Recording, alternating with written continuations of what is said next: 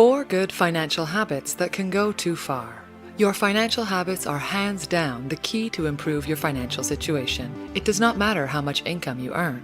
If you implement the wrong habits because of incorrect financial concepts, then you have no chance of getting out of a bad economic situation.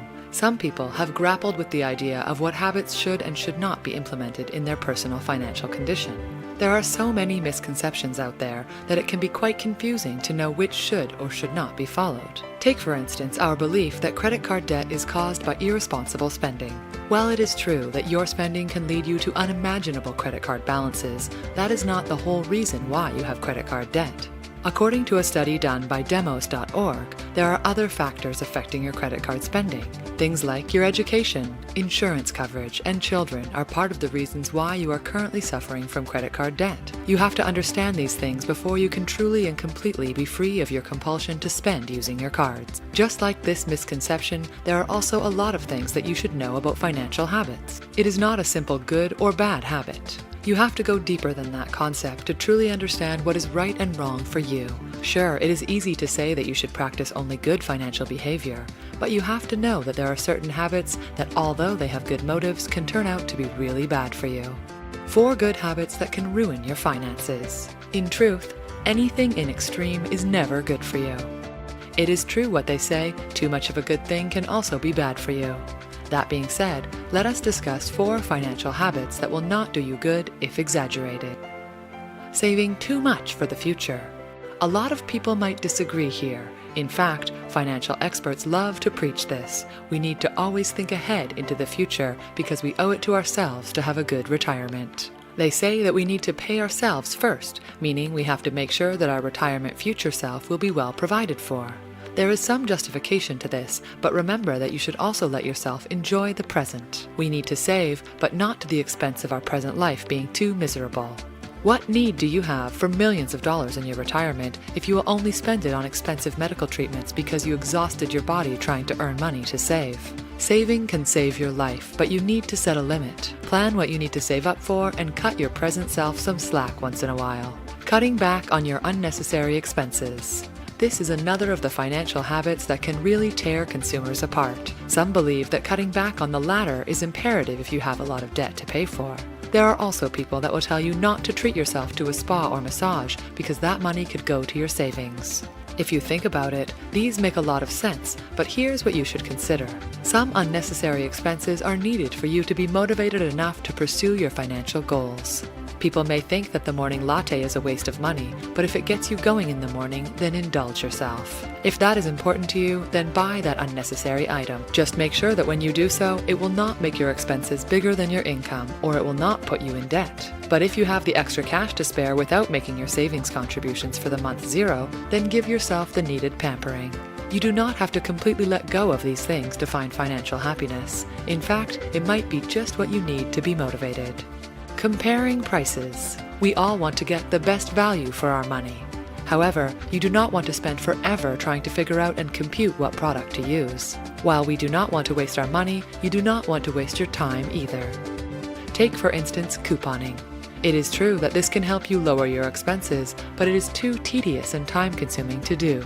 If you have the option to work longer hours to earn more, wouldn't you want to spend it earning instead of clipping coupons? Are you really saving if you are too obsessed with saving pennies on each purchase you make? Foregoing professional services. DIY. This is another of the financial habits that we are being encouraged to pursue. There are things like debt relief or financial planning that we can do on our own, but this is not always applicable for everyone. Again, time is a factor here. But even if you have the time to work on something on your own, make sure that you do it properly. There are certain tasks that are best left in the hands of a professional because the cost of making a mistake will end up making you spend more than you should. While it is a great idea to do it yourself, make sure that you really have the capabilities to do it correctly. Learning to balance your present needs with your future goals. We are not saying that these financial habits are bad, we are just saying that they should be done in moderation and with deep regard for present circumstances. Being wise with your spending and saving more money are great habits to have. However, you have to learn how to balance your present needs with that of your future goals. There is an article on Forbes.com that discussed how even spending on experiences instead of material things may not make you happy. The article mentioned that if you focus on life experiences, it does not necessarily mean you will be happy with your spending. You have to take into consideration what is valuable to you as a person. For some people, concentrating on buying for the sake of experience could work, but for others it may not. For instance, buying clothes is more of materialism than experientialism. However, if you are in an industry wherein you need to portray your professionalism through your outward appearance, then buying clothes is something that you know you have to do. What we are trying to point out is this: the financial habits that you should pursue may or may not be according to what the majority is doing. Sure, saving for retirement is a good idea, but if it is keeping you from enjoying your life today, then you need to rethink how you can save for retirement without depriving the present. All it really takes is to know what is in moderation. Even the good financial habits, when done in extreme, can do you more harm than good. Don't be too blinded by your need to succeed financially. First and foremost, understand yourself and your financial personality. Once you have that knowledge firmly in place, you will know what you truly deserve out of your money. After all, it is just a tool to help you thrive in this life. Everything else, the rules, the control, the plan, and the implementations are all up to you. If you need help with credit card debt, National Debt Relief offers a free debt consultation to help with credit card problems. Call 888-866-0778 or visit nationaldebtrelief.com today. Spending. You have to take into consideration what is valuable to you as a person. For some people, concentrating on buying for the sake of experience could work, but for others it may not. For instance, buying clothes is more of materialism than experientialism. However, if you are in an industry wherein you need to portray your professionalism through your outward appearance, then buying clothes is something that you know you have to do. What we are trying to point out is this: the financial habits that you should pursue may or may not be according to what the majority is doing. Sure, saving for retirement is a good idea, but if it is keeping you from enjoying your life today, then you need to rethink how you can save for retirement without depriving the present. All it really takes is to know what is in moderation. Even the good financial habits, when done in extreme, can do you more harm than good. Don't be too blinded by your need to succeed financially. First and foremost, understand yourself and your financial personality.